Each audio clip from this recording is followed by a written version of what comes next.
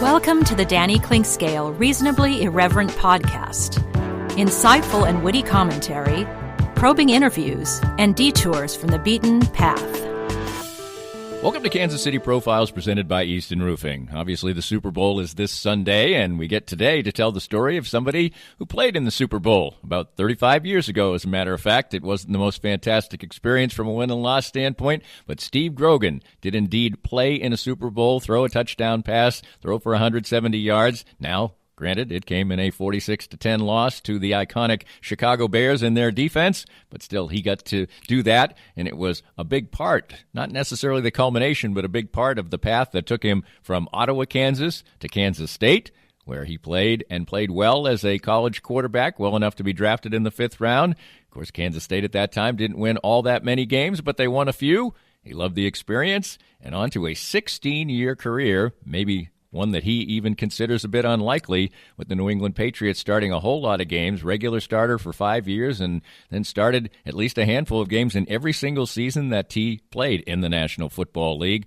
A tough guy who overcame injury after injury after injury, although he kind of shrugs them off, to play his career, and actually didn't even want to give up after those 16 years. He's a humble guy, sort of befits his small-town Kansas roots, and it's a fascinating story to tell, and he tells it well. And it comes your way next on Kansas City Profiles, presented by Easton Roofing, as we talk to Steve Grogan. More of Danny's Reasonably Irreverent podcast after this.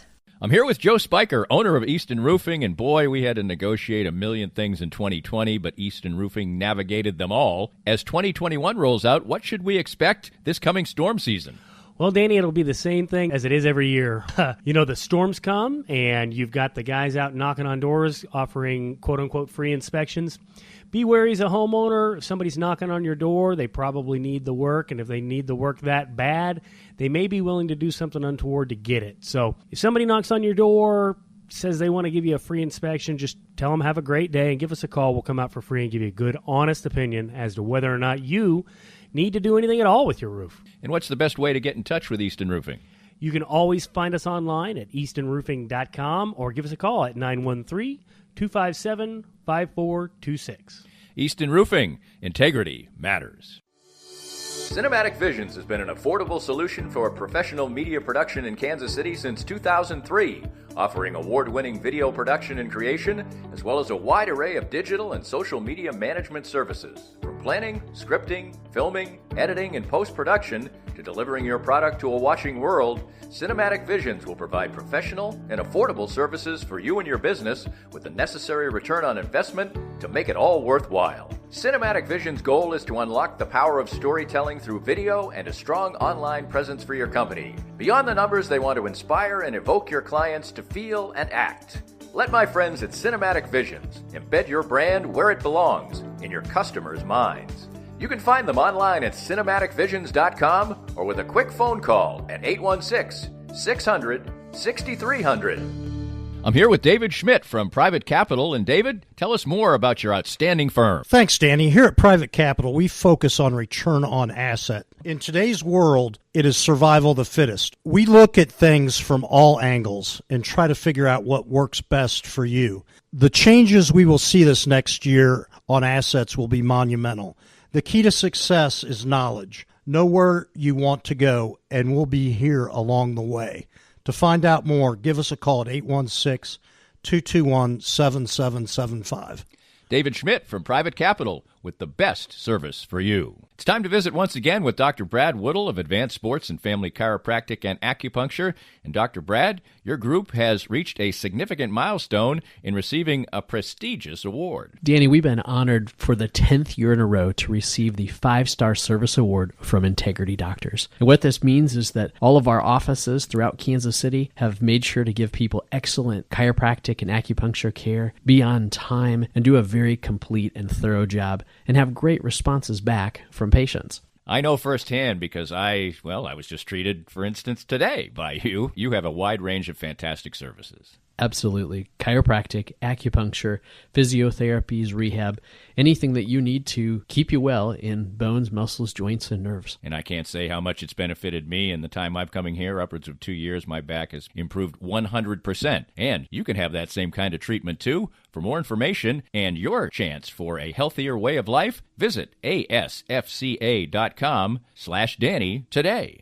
If you'd like to join these and other great sponsors and market your business to a growing and engaged audience, contact us at danny@dannyclinkscale.com.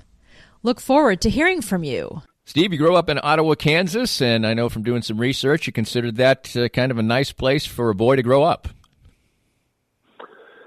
Yeah, it was, looking back on it, it was a great place to grow up. We had a lot of good times. I had a lot of good friends there. We had some great athletes along the way that I got to play with, and we could walk about a mile outside of town and shoot our BB guns. And I lived about 2 blocks from Ottawa University, and so I could go up there and run on the track or throw balls on the field or go into the gym and shoot baskets. It was just a great place to be. What was family home life like? Did you have siblings, and what were your parents like, and your relationship with them? I had one brother. I have one brother, Scott, who now lives in Omaha, Nebraska. Dad came back to Ottawa University after he got out of the service, finished his degree, punted for the football team, and then bought a service station in Ottawa. And I initially started working there, dusting shelves and cleaning the toilets. So it was kind of a life learning lesson doing that. And then as I got a little older, probably when I was about 10 or 12, he went back to school and got his teaching degree and got a job teaching and coaching in the junior high school there in Ottawa. And then they moved into the high school, and a friend of his that he had played college ball with got the Ottawa University head coaching job and asked Dad to coach with him, and he coached with him and a number of other coaches for probably, I'm guessing, 30 years at Ottawa University, just football. And so I was always around sports growing up, and Mom was athletic, stayed at home, and until my brother and I got in high school, and then she went to work at a town and country store running the clothing department. We never had a lot, but we never had too little. And it was just a great family life. What was your relationship like with your dad? Did he coach you ever, and how did that aspect of it go? He coached me in football and basketball. What would that have been? My freshman year, so middle. It was junior high school, 7 through 9, and he coached me in the 9th grade. Basketball. He was a head basketball coach, and it was nice playing for him. I mean, he didn't play favorites. He knew I had some ability, but he kept my ego in check whenever it looked like I might be getting out of check. So, he also ran a couple of years. He ran the baseball program for the Ottawa Recreation Department, so I got to umpire and keep score and be at the ballpark every night for long hours. And to me, I love so many sports that just anything I could do, from being a bat boy as a youngster for the church league softball team to helping Dad out get the fields ready to play during the baseball season. So it was a perfect life for me. When did you realize that you had some ability?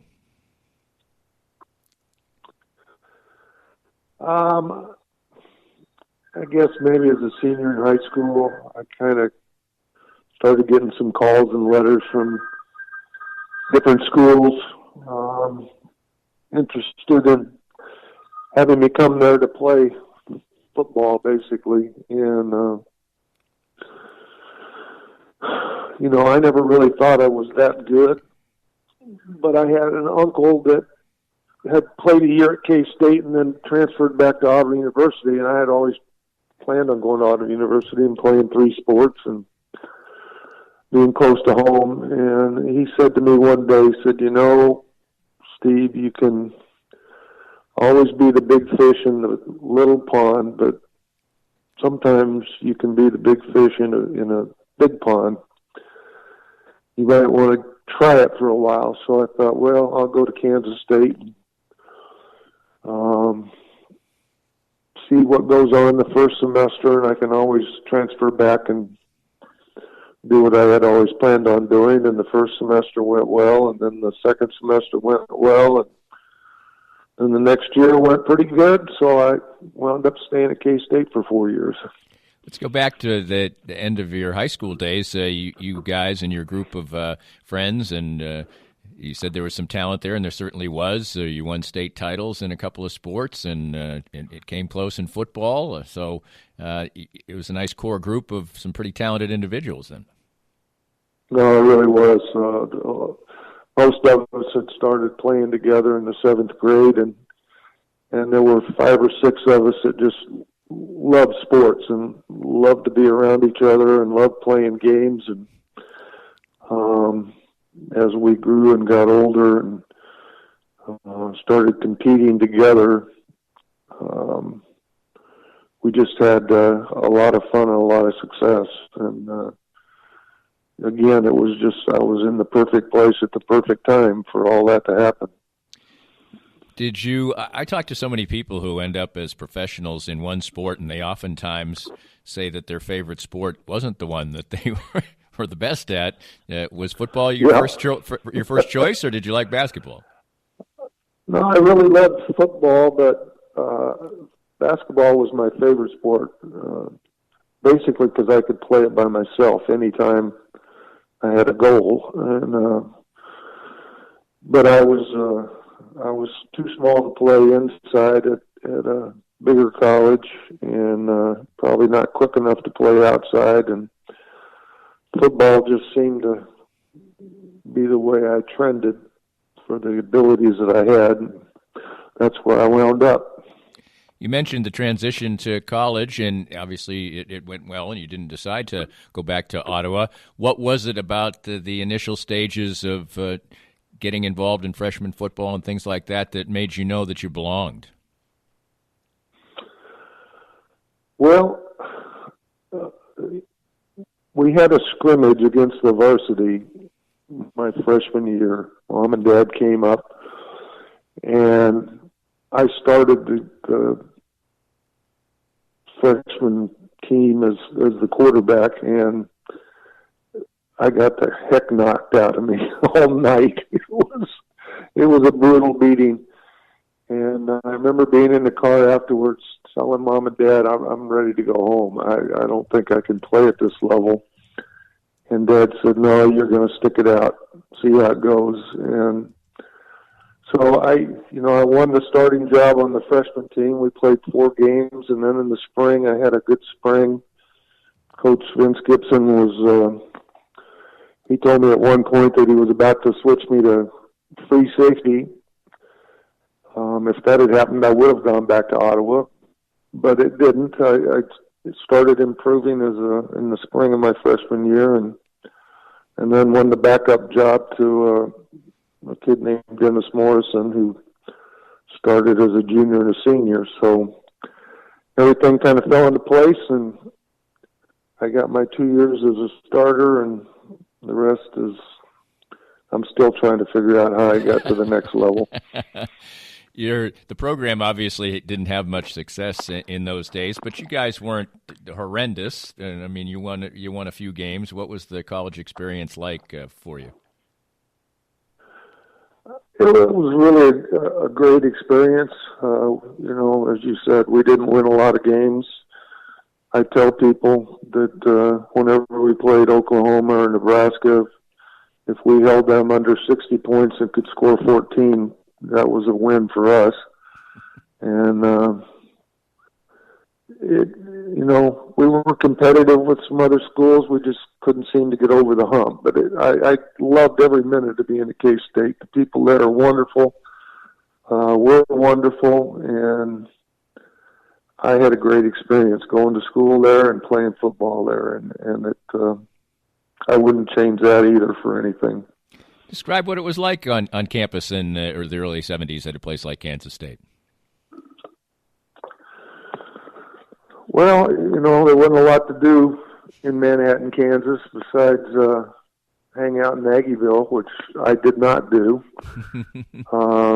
But I had made some friends there that loved to play basketball, and I was a phys ed major, so we could get in the gym there a lot. And we always had a basketball game going on, playing intramural basketball, running intramural track during the off seasons from football, and I just met a lot of great people along the way. And looking back on it, maybe I could have gone someplace that would have been more successful as a program, but I probably wouldn't have been able to make it there because I wouldn't have been nearly as comfortable as I was at Kansas State. You did run a sort of a pro style of offense, but obviously you were a very adept runner, and that certainly was a big part of your game. It was a big part of my game. We, they had Lynn Dickey there who threw the ball all over the field just before I got there as a freshman. He had graduated, and they threw the ball a lot with Dennis Morrison. And then when I came along, we kept the pro style passing game, but we went to a veer option type of offense. And we had a running back named Isaac Jackson and another named Don Calhoun, who I wound up playing with the Patriots. But so we were running that option a lot against teams that had a lot better ability than we did, and that leads to a quarterback getting pounded pretty good just before you pitch the ball or just after you pitch the ball. You had a neck injury during the course of your senior year, and that created some doubt as to what your professional future might hold. I guess in doing research, right. There was some thought that maybe you could be a very high draft choice or not get drafted at all, and it's kind of ended up in the middle. Exactly. I developed a pinched nerve in my neck my senior year from getting so many hits, I guess. I don't know, but it knocked me out of a couple games. It would feel better during the week, and I'd play the next week. I just kind of played through it. And then after the season was over, I had never really thought about playing professional football. I mean, everybody dreams a little bit, but I never thought that I was going to reach that level. And the scouts started coming around and talking to me, interviewing me, and doing things. And I thought, well, maybe there is something to this. And then the Patriots called me, and Chuck Fairbanks, of course, had coached at Oklahoma and knew Vince Gibson pretty well, and had talked to Vince about me. And they called me and wanted to know if I'd come back and let them examine my neck to see what the problem was before the draft. And so I went back there, had a nice visit with Coach Fairbanks. They sent me into Boston to a neurologist or somebody, a doctor. And after he ran all his tests and did all his interviews with me, he told me that he thought that this could be a problem that would continue if I continued playing football. And so then I went back to meet with Coach Fairbanks. He asked me how it went. I told him it went great. The doctor sounded positive. I figured the doctor would give him the bad news, and he thanked me for coming, put me back on a plane, and then the Dallas Cowboys called me, and they heard the Patriots had done that to me, and they wanted me to come down, and I didn't want the word spreading that my neck was as bad as this doctor had told me it was. So I told him I was trying to to finish my degree, and I had some big tests coming up, and it just wasn't time before the draft. And then on draft day, about 5:30 in the afternoon in Manhattan, I got a call from Coach Fairbanks that they had drafted me. So I don't know whether the doctor told me the wrong thing so that I wouldn't go looking at other teams, or whether Coach Fairbanks just thought enough of my ability that he decided to take a chance, and it worked out pretty good. Certainly did, but when you got to go to the Patriots, it was a pretty daunting situation for a fifth-round draft choice to make it. They had some guys there. Well, I had Jim Plunkett, who was the Heisman Trophy winner in '71, the first-round draft pick, and so I knew I wasn't going to take his job. They had a veteran quarterback named Dick Shiner, who had been there for several years. And they had a young guy named Neil Graff out of Wisconsin, I think it was, who was going to be a backup possibly too.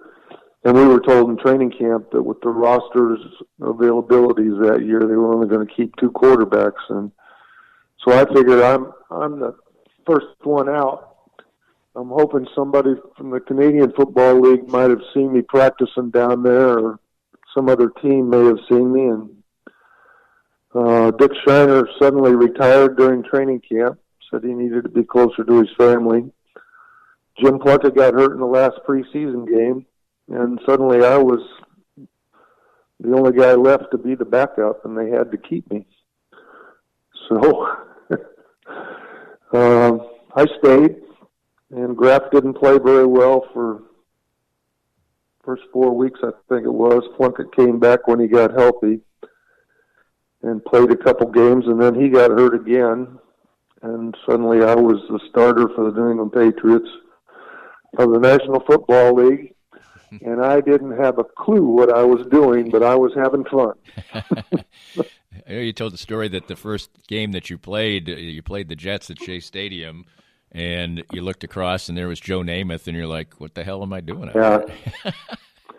Yeah, that was kind of the rude awakening that I'm really here, and I'm looking at Joe Namath, and how in the world did I get here, and what am I going to do to stay here? And I got to play cleanup in the fourth quarter of that game and threw a touchdown pass to Russ Francis, and the next day they cut Neil Graff and activated Plunkett and made me the backup, and 2 weeks later I'm the starter and trying to figure out what I'm doing. But fortunately I had that running instinct. I tell people it was a survival instinct I developed at K-State, to run like crazy when you get in trouble, and that's what bought me some time to learn the passing game and to hang around for 16 years. Well, you did more than that, certainly. What were the circumstances in that offseason that led to Jim Plunkett heading out of town? Obviously, it had been a few years, and he was the number 1 pick in the draft, and things hadn't gone well. And right. What were the circumstances that eventually led to you being the man? Well, I guess the coaches felt like I could take over the job. Jim Plunkett had gotten beaten up pretty badly in New England. Their offensive line his first few years was not very good, and he was banged up my rookie year, and I think he was just looking to make a move. He just felt like he needed to play someplace else, and the coaches probably agreed with him, and we had a chance to trade him to San Francisco, where he had played at Stanford, so that would have been going back home. We had a chance to trade him for a couple first and second round picks, and those picks wound up being the nucleus of our football team through the early 80s. And we got some really good players with those picks. So I don't know the whole story, but from what I understand, Plunkett told him he was ready to take a hike and go someplace else. Well, things went pretty darn well right from the start with the Patriots. You had a really fine year in 1976, and the Patriots hadn't been to the playoffs in a decade. And you played right. well. You played well. The team played well. Yeah, like I said, we picked up some great young players through the drafts over, starting in, I think it was 73 when Fairbanks took over. He drafted John Hanna and Steve Nelson and guys that played for 12 years or better. And we had some good young talent. We had some older veterans that he had brought in that really were able to show us how the professional game should be played. And we got on a roll early in the season. I remember giving some talks before my second season back in Kansas, and I was telling people we were opening with 4 teams that were in the playoffs the year before, and we had been 3-11. And if we survived those 4 weeks, we maybe had a chance to have a winning season. Well, we got beat the first week. I think it was by Baltimore. And then we beat somebody else, and then we went to Pittsburgh and beat them in Pittsburgh, the defending Super Bowl champions. And then the Raiders came in, and we beat them something like 46-14, or just clobbered them. So we were 3-1 after 4 games, and we started to realize that maybe this was going to be a special season, and it did turn out to be an 11-3 season, and made the playoffs for the first time in 10 years, and went to Oakland and got beat out there on a call that was very debatable. So we had a great year. And you'd had a pretty nice run over the next 5 years. You'd be the starting quarterback, play most of the games, except missing an occasional one with injury, but not many. In fact, only a couple that final year. One had a winning record every single year. You led the league in touchdown passes in 1979, so clearly you came around as a passer, even though you didn't think maybe that was your thing. Yeah. No, my running ability early to be able to scramble and get out of trouble bought me that time to really learn how to throw the ball. And, it was a pretty good run. I can't remember. It was 70-some games in a row I played before I finally went down with an injury and missed a game. But then things started to change a little bit. They drafted Matt Cavanaugh in 1978, second round, and he was going to be the guy to replace me, and he never did do that. And then they drafted Tony Easton in 1983 in the first round, and he was supposed to be the guy to replace me, and we kind of split time off and on, and then they traded him in the late 80s, and I was still there.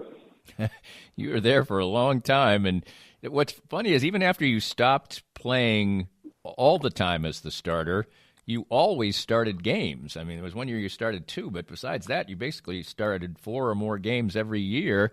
So clearly, they couldn't get rid of you. They couldn't unseat you, and maybe they thought that something else that was the flavor of the month was kind of cool, but you were there and ready when they wanted you to play. Well, I was. I always tried to be prepared and got my chances and did what I could when I could. It was up and down at times, back and forth. Whenever I was on the bench, I was trying to help the guy that was playing as much as I could. Never pouted about it, just did my job, and when I got my chance, I went out and tried to play well. And I think that earned me some respect with not only the coaching staff, but the front office. And part of the reason they kept me around as long as they did was my leadership ability. More of Danny's Reasonably Irreverent podcast after this. It's time now to get some great assistance on healthcare with Chad Beisel from NoNonsenseHealthcareNinja.com. And Chad, even your business's name would indicate that you have a real aggressive way and an important way to go after some health insurance for your clients. What I've found out in the industry is just a lot of people are really confused. They don't know what plans are good, what their plans offer, how they cover. And so I've just taken the approach of being really educated on what options are available to clients and showing them all the options that are available and making sure they understand them so they can pick and choose what options are good for them. And one thing that's really important, of course, is access to doctors and hospitals. Absolutely. That's become a big issue for a lot of people. Some of the plans out there are going to restrict those clients to where they can and cannot go. So if you live just outside the Kansas City metro, some of the counties outside, you may not be able to go to some of the hospitals up here in the Kansas City area. So making sure that you have a plan that's got doctors and hospitals and places you want to go is really, really important today. Learn more by visiting NoNonsenseHealthcareNinja.com and let Chad help you. Right now, it's more important than ever to support local businesses. And 23rd Street Brewery in Lawrence is open and ready to take care of you. Make 23rd Street Brewery part of your KU game day experience, whether you watch the game there or grab curbside pickup for your tailgates or watch parties. But not just game days. 23rd Street Brewery is great any day of the week, and when the weather's nice, you can take advantage of their heaters on the patio. 23rd Street Brewery is open daily from 11:30 to 9 for dine-in, carry-out, curbside pickup, and can even help with your catering needs. So support local and visit a Lawrence favorite, 23rd Street Brewery. Firsthand, I have enjoyed the benefits of the CBD products from Canaway. My back feels better and better these days, as a major part of my routine are the pain-relieving salve and the Pure Gold oil. And recently, I had the pleasure of a treatment session using the Canaway CBD in conjunction with the Microlight 830 cold laser. The non-invasive treatment session worked wonders, and I could barely tell I was even being touched. TML 830 is the first 3B cold laser to get FDA approval, and in addition, the combination treatment with CBD is patent pending. The new smart laser is the only hands-free cold laser in the world and is used by athletic trainers, chiropractors, MDs, physical therapists, and veterinarians everywhere. You can learn more about all the great benefits from the complete line of Canaway CBD products by contacting my friend Sherry McCants at 515-208-6312. That's 515-208-6312 to get outstanding information about Canaway. I'm here with Tim Emerson, the owner of Emerson & Company. And Tim, give us an idea of the range of services that you provide from Emerson & Company. At Emerson & Company, we do credit card processing, payroll services. We do bookkeeping, merchant accounts like point-of-sale systems. What would you say differentiates you from other companies in the field, and what makes you special? I think what makes us unique is that we're a small local business making regional decisions on companies. We create a profile for the business and then put it out to our different vendors in a very competitive environment and tailor those needs to the specific business, which usually ends up in a great fit or great result for the company. And, of course, the idea is to save money, right? Save money, and actually sometimes I'm surprised where actually a solution that may cost a little bit more ultimately does save money, but we're not conditioned to think like that sometimes. Emerson & Company. Check them out at emerson-co.com or call them at 816-360-9092. If you'd like to join these and other great sponsors and market your business to a growing and engaged audience, contact us at Danny@DannyKlinkscale.com. Look forward to hearing from you. Our guest is Steve Grogan, Kansas State great in the Ring of Honor there, and a decade-and-a-half career with the New England Patriots from 75 all the way through 1990 as well. And we'll get into the Super Bowl in a minute, obviously, as you played in that. But you had a litany of injuries. I was reading an article just before we came on where Nick Cafardo, the beat writer for the Patriots at the time, sort of made up an award in your honor for in the early 2000s about the toughness. And I was reading his paragraph, and there must have been 15 different injuries there. When did it start to maybe take a toll more than just a little bit? I didn't consider the injuries serious. I mean, I had 4 or 5 knee operations, but there were never any ligament or tendon damages that needed to be repaired. It was mostly cartilage and I had some shoulder injuries, separated shoulders. The worst injury happened 1980. When was that? 1989, I think it was. When there was a fumble between myself and a center in a preseason game, and young center they were trying out, and I went to jump on the ball, and a defensive player came over the pile and snapped my neck back, and that's when I started having neck problems again, and had those off and on throughout that year, had surgery on it the following year. So the surgery on my neck that must have been 88.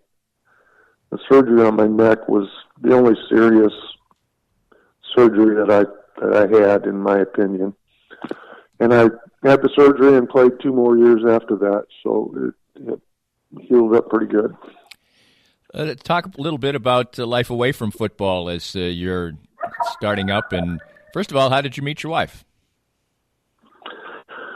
I met Robbie at Kansas State. She was a friend of mine's friend, and I'm sorry, I got a dog that's everybody's not happy with having to stay home. Everybody's used to hearing dogs bark during COVID. All right.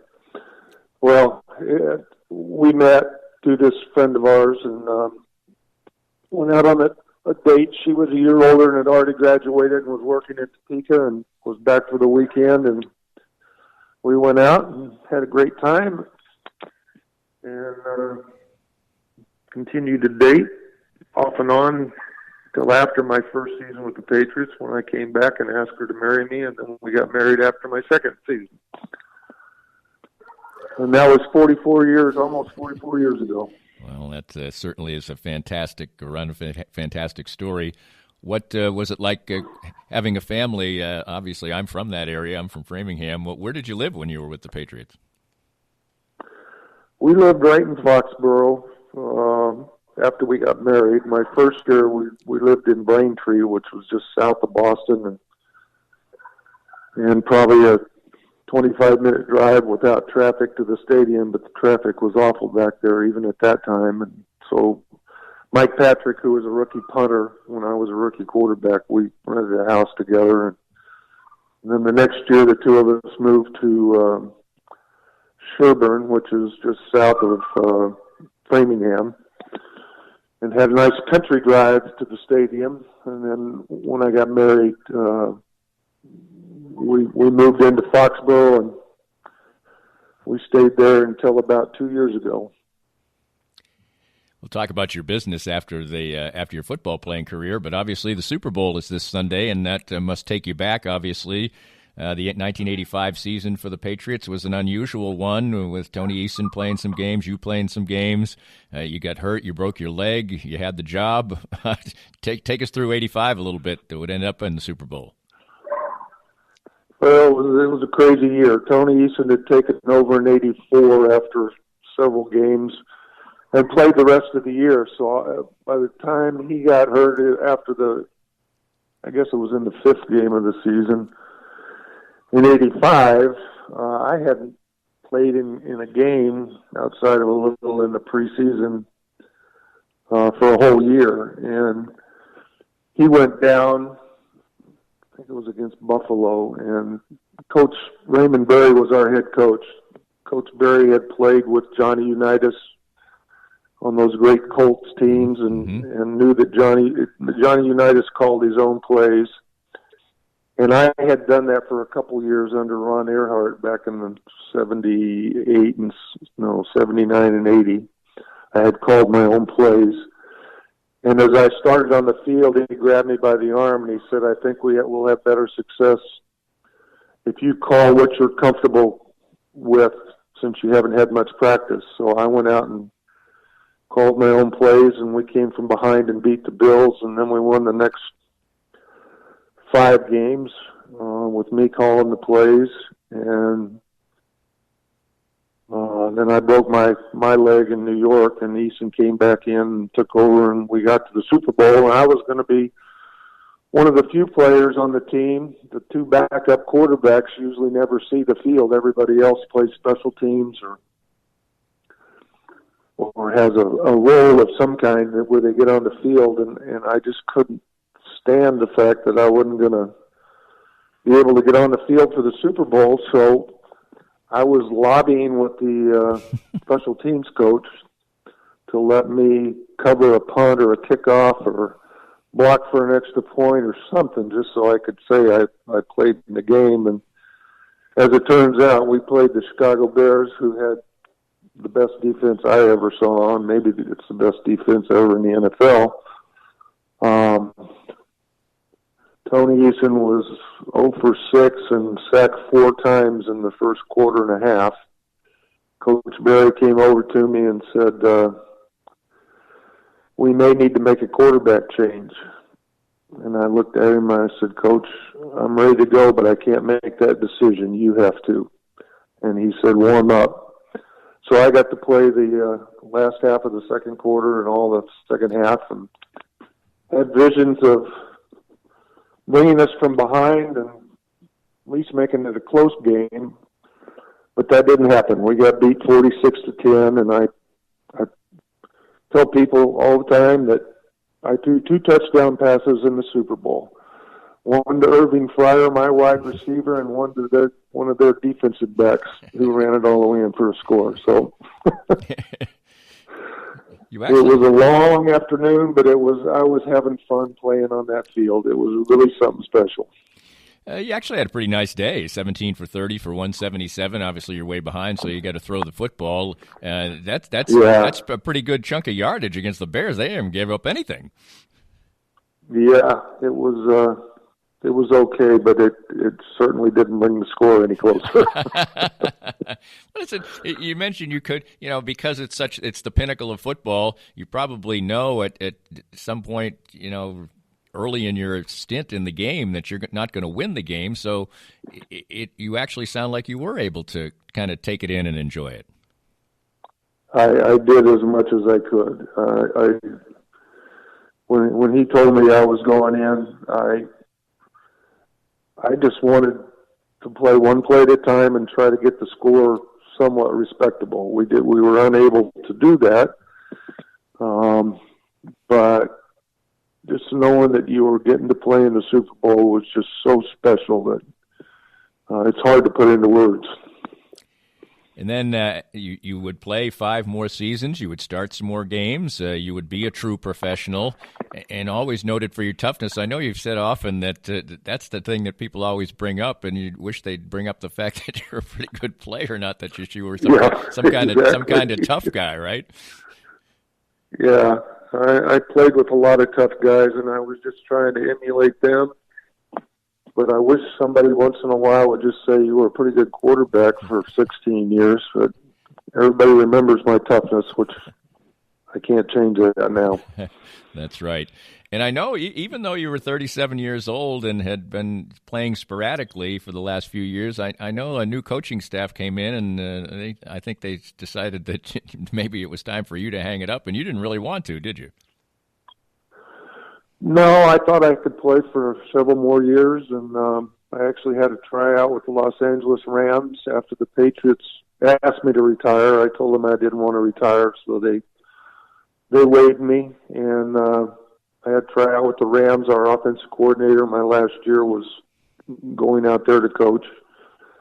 Had a nice tryout. I figured I could stand on the grass field holding the clipboard in 75, 80-degree weather every day and make a couple bucks. That would have been great, but they went another direction, and I went home and tried to decide what I was going to do with the rest of my life. You played, obviously, a decade and a half, as I mentioned, for the 16 seasons. Right. So what, people may not have a sense of what, if a player had your resume today, you'd be rich. Where were you sort of financially when your football career ended? Not where they are today, that's for sure. I had put some money aside, knowing that it would take me a couple years probably to find what I needed to do or wanted to do. So I wasn't in a rush, but I found out quickly that when you retire at age 37 or 38, you're competing with a lot of young people for jobs. And, I had always planned on coaching, so I interviewed for a couple of college coaching jobs, and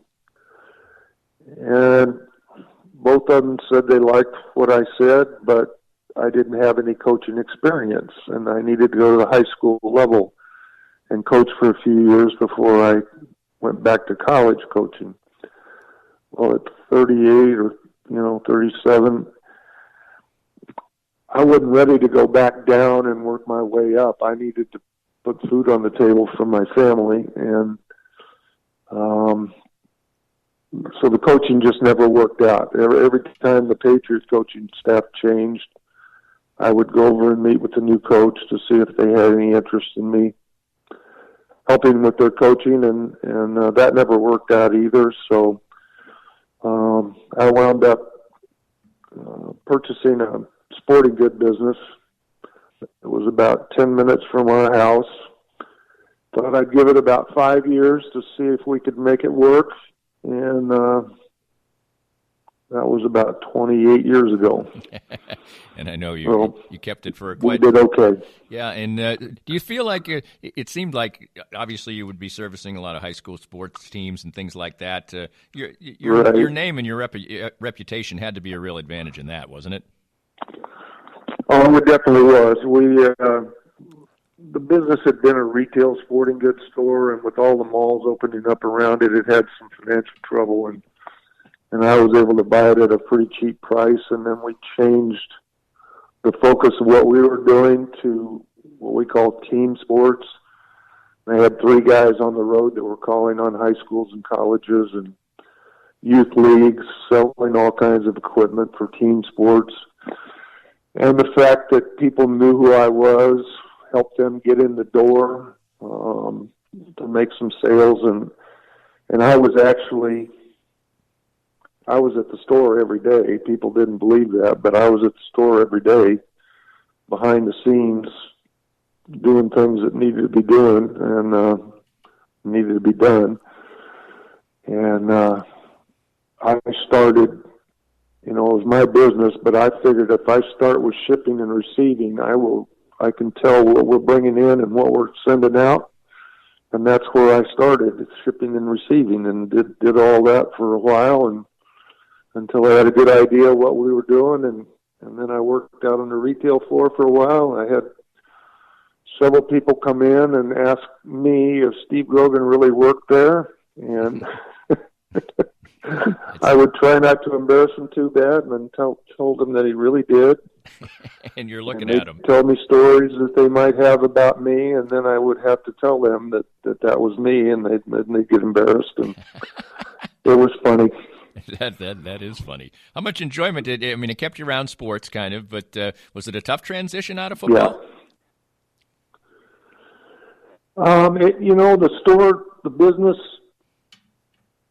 helped me stay around sports, and it also gave me the time I did some appearance kind of stuff, speaking engagements and autograph signings and things like that, and I could do that and not have to worry about being gone, tell the boss where I was going, because I was the boss. Right. And so that helped a little bit. And then there was a group back there that had a business where they would play flag football and basketball games against police departments and fire departments to raise money, and so I would be out at night occasionally playing basketball or playing flag football, and that was fun. It seems pretty remarkable that after all those injuries in your early 40s or whatever, you still could get out there and get around. That's cool. Yeah, well, I played in a fairly competitive basketball league at the YMCA near my house until I was 45, and there were some good young players, and one night I was chasing one of those good young players down the court, and I was right behind him the whole way down, and he stopped, and I ran over him, and he got up ready to fight me, and I looked at him, and I said, "Hey, kid, look, I'm 45 years old. I can still run, but I can't stop. I'm sorry." And I went over to the bench, and that was the last game I played. That's a funny story. When it came time to wind things down with the business, what was that like? What was the process of doing that? Well, 2 years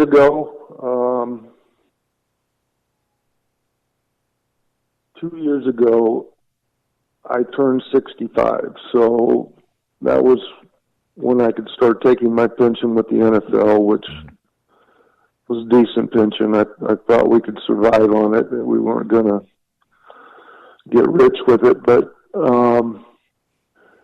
my wife had been living in Kansas City for about 10 years. She had moved back here when her folks started having a lot of health issues. Right.